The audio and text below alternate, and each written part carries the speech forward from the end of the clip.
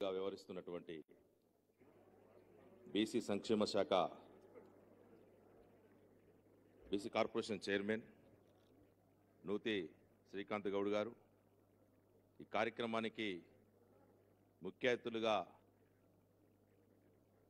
నా రాష్ట్ర రవాణా బీసీ సంక్షేమ శాఖ మంత్రివర్యులు పొన్నం ప్రభాకర్ అన్నకు మన గొప్ప అదృష్టం ఏంటంటే మన శాఖకు సంబంధించిన అన్ని విషయాల్ని క్లుప్తంగా చాలా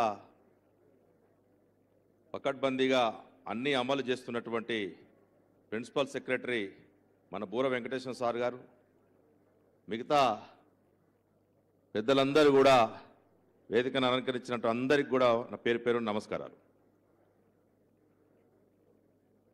ఈ అధికారికంగా మూడవ జయంతిని రవీంద్ర భారతిలో నిర్వహించుకుంటా ఉన్నాం. గతంలో మన సీనన్న మంత్రిగా ఉన్నప్పుడు 2 సార్లు ఇదే వేదికగా వర్ధంతి ఒకసారి 2 సార్లు జయంతులు జరుపుకోవడం జరిగింది. అప్పటికి ఇప్పటికి కొంత తేడా ఏంటంటే ఇప్పుడు కమిటీ వేసుకొని ఒక నిర్మాణపరమైనటువంటి పద్ధతుల లోపల ఇప్పుడు ముందుకు పోతా ఉన్నాం. దాదాపు 56 మందితోటి ఒక కన్వీనర్లు వేసుకొని ప్రతి ఒక్కరు సమానమే అని చెప్పి ఈ పాపన్న జయంతి ఉత్సవ కమిటీ రాష్ట్ర వ్యాప్తంగా ఎలా నిర్వహించుకోవాలో కమిటీ వేసుకోవడం ఒక దిక్సూచి చూపించడం జరిగింది. దానికి కొంత బడ్జెట్ కేటాయించి ఇంత ఘనంగా నిర్వహించుకోవడం అనేది మామూలు విషయం కాదు.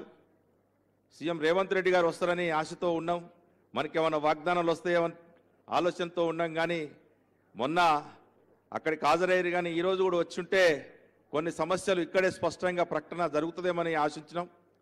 ఏదేమైనా మన పొన్నమన్న ఉన్నాడు కాబట్టి అవన్నీ నెరవేరుస్తారని చెప్పేసి గొప్ప సంకల్పంతో మనం ఆశయంతో ఉన్నాం కాబట్టి అవన్నీ కూడా పొన్నమన్న మీదనే బాధ్యత వేస్తూ ఉన్నాం. కాబట్టి వారు ఏదైతే కాంగ్రెస్ పార్టీ మేనిఫెస్టోలో పెట్టిన అంశాలు ఏవైతున్నాయో అవన్నీ కూడా ప్రభుత్వం అధికారికంగానే ప్రకటించాలని చెప్పేసి దాదాపు 10 నెలలు పూర్తయిపోయి దాదాపు సంవత్సరం దాకా వస్తుంది. కాబట్టి ఖచ్చితంగా పాపన్న పేరుతో సర్దార్ సర్వే పాపన్న జనగామ జిల్లాని పెట్టాలని చెప్పేసి, అదేవిధంగా మన హైదరాబాద్లో ట్యాంకు బండ్ మీద గత ప్రభుత్వం కూడా కేటాయించినటువంటి 3 కోట్లు కాకా విగ్రహం పక్కనే జిహెచ్ఎంసీ క్లియరెన్స్ కూడా ఇచ్చింది. కాబట్టి అక్కడ విగ్రహం నెలకొల్పాలి. కాబట్టి అదొకటి.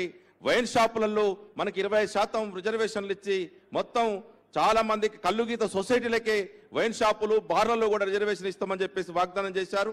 10 లక్షల ఎక్స్గ్రేషియో చెట్ల మీదకి వెళ్ళి చనిపోయినా శాశ్వత వికలాంగులైనా అంగవైకల్యం పొందిన వారికి కూడా ఇస్తామని ఇట్లాంటి 4-5 వాగ్దానాలు మేనిఫెస్టోలో పెట్టిరు. కాబట్టి ఈ అంశాలని కూడా ప్రభుత్వం తక్షణమే అమలు చేసే విధంగా చేస్తారని చెప్పి కోరుకుంటూ మరొక్కసారి ఇంత ఘనంగా నిర్వహిస్తున్నటువంటి ఈ పాపన్న జయంతి ఉత్సవాలు నిర్వహిస్తున్నటువంటి రాష్ట్ర ప్రభుత్వానికి, మన నూతి శ్రీకాంత్ గౌడ్ గారికి, పొన్నం ప్రభాకర్ అన్న గారికి, అదేవిధంగా బూర వెంకటేశం గారికి, మొత్తం కమిటీ సభ్యులకి, వివిధ సంఘాల నుంచి హాజరైనటువంటి అందరికీ పేరు పేరున నమస్కారాలు తెలియజేసుకుంటూ సెలవు తీసుకుంటాం. Thank you.